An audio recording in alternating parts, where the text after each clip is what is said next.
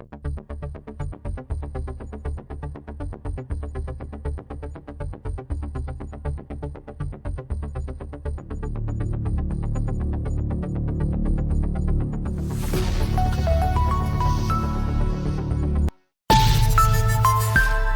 the 10th House of Representatives, Honorable Abbas Tajudeen has challenged the executives to ensure the implementation of laws and other intervention made by the Parliament in the overall interests of the citizen.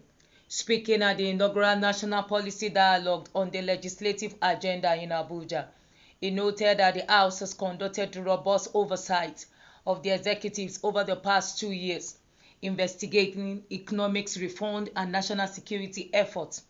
Tajudeen explained that the dialogue was created to foster honest, evidence-based discussions between the legislature, executives, and citizens to improve governance. Deputy Speaker Honorable Benjamin Kalu revealed that over 1,059 bills has been presented since they began. Recognize that passing laws is not enough. We must also ensure that they are implemented and implemented faithfully, and that government actions are almost always subject to scrutiny. In the past 2 years, the House has engaged in robust oversight of the executive branch, holding ministries, departments, and agencies accountable to foster accountability and transparency in governance. Honorable Siri Godwin, Chairman, House Committee on Monitoring and Evaluation of Implementation of the Legislative Agenda, highlighted the importance of integrating stakeholders' input into the House 8-point legislative agendas.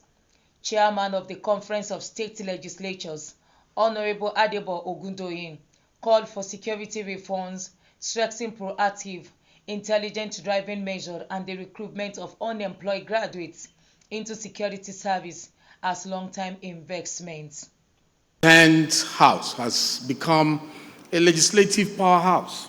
Since June 13, 2023, the House has considered over 1,059 bills spanning every facet of national life, from constitutional amendments to sector-specific reforms in education, in health, and security, as well as the economy.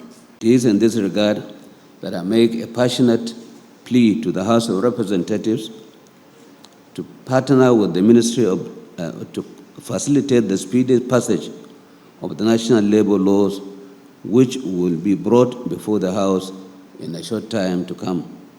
These bills include Labor Standard Bill, Collective Labor Relations Bill, Occupational Safety and Health Bill, Labor Institutions Bill, the Nigerian Social Insurance Trust Fund Act 2010 to align with the Employers' Compensation Act, the National Directorate of Employment Act 2004, the National Productivity Act, and the Michael Omodu National Institute for Labor and Studies. I think that the opportunity of reviewing work done, the opportunity of presenting to citizens what the People's House has done is so very important for all of us.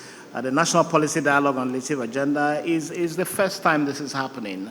And I think it sets a benchmark, but also sets future direction for citizens to ask the question, what has the National Assembly done, for the National Assembly to respond to citizens on what it has done. But the challenge has always been the implementation. Whether you're talking about allocation of resources and then intervention from some other arms of government. I remember one of the cardinal points we had in the 8th Assembly legislative agenda was the issue of the sectoral debates. And we started it was going on very well. And then I had a call. Mr. Speaker, my ministers are complaining that you have prevented them from working. And it was just for a minister to show for just 30, 40 minutes, present in areas that we thought were very, very critical to the national economy, because then we were talking about diversification of our revenue sources. Security remains a paramount concern for every Nigerian. It is not enough to merely condemn acts of terrorism, banditry, kidnappings, and communal violence each time they occur. As legislators, we must enact laws and support proactive, intelligence-driven security measures, strengthen the capacity of our security agencies, and promote community-based policing.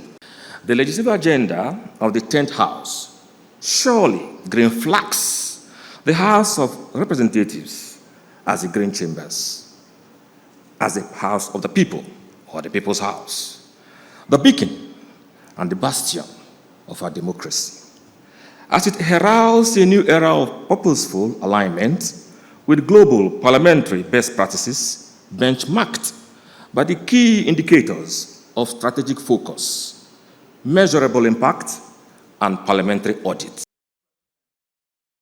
Meanwhile, the Minister of Labour, Muhammad Megari Dingyadi, urged the House to pass pending law bills to benefit Nigerian workers. The event also featured goodwill message from various stakeholders and development partners.